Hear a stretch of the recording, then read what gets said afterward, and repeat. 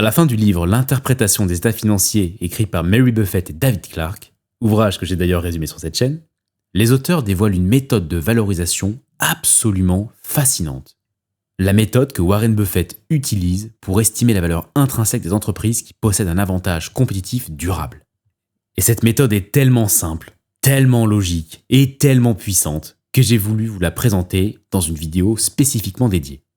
À la fin des années 80, Warren Buffett explique lors d'une conférence à l'université de Columbia que les entreprises dotées d'un avantage compétitif durable offrent une prévisibilité tellement forte sur leurs bénéfices et surtout sur la croissance de ces bénéfices que leurs actions se transforment en quelque sorte en obligations. Obligations dont le taux d'intérêt augmenterait indéfiniment. Dans cette analogie, l'action, c'est l'obligation.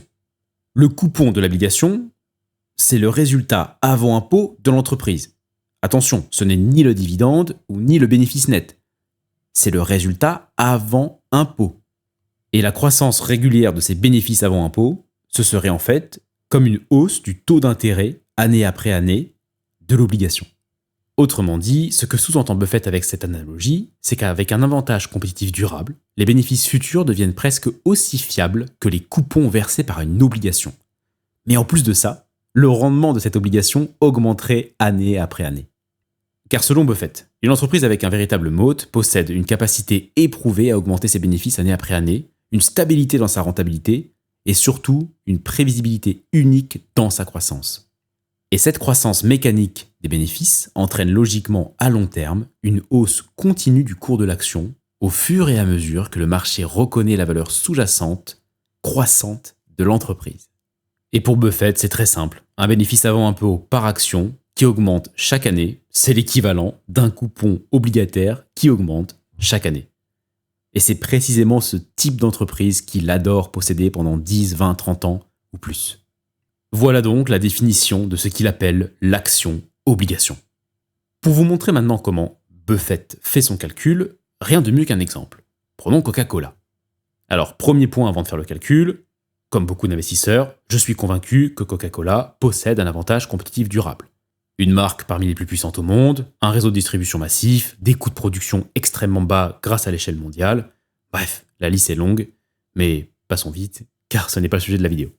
Une fois que vous êtes convaincu de l'avantage compétitif de votre société, vous devez vous demander, comme Buffett, si l'action Coca était une obligation classique. Quel prix devrais-je payer pour obtenir un rendement équivalent au taux obligataire du moment? À l'heure actuelle, nous pouvons considérer qu'en moyenne, aux États-Unis, les taux d'intérêt à long terme des emprunts d'entreprise s'élèvent à environ 5%. Alors, bien évidemment, cela varie selon les industries, mais prenons 5% pour simplifier. En utilisant ce taux, nous pouvons ainsi estimer la valeur théorique de Coca-Cola. Et pour faire cela, c'est très simple. Il faut tout simplement renverser la formule du rendement. Alors pour une obligation à un taux de 5%, la formule du rendement c'est la suivante. 5% égale le montant du coupon divisé par le prix de l'obligation. Donc si l'action Coca était une action-obligation à un taux de 5%, la formule serait 5% égale le bénéfice par action avant impôt divisé par le prix de l'action.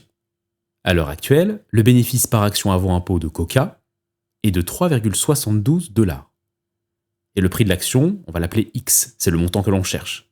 C'est en fait l'approximation de la valeur de l'entreprise recherchée pour obtenir un rendement de 5%. Et en renversant l'équation, on obtient la valeur de X égale 3,72 $ divisé par 5% nous donne 74,4 $. Voilà l'approximation de la valeur intrinsèque de Coca-Cola.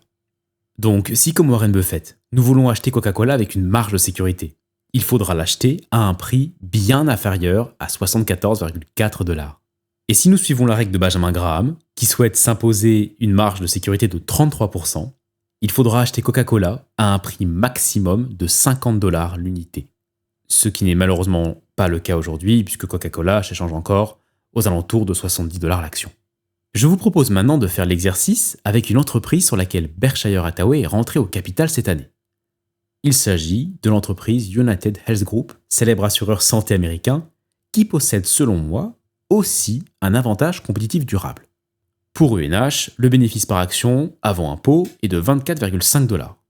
Pour un rendement attendu de 5%, la formule est la suivante. 5% égale 24,5 $ divisé par X.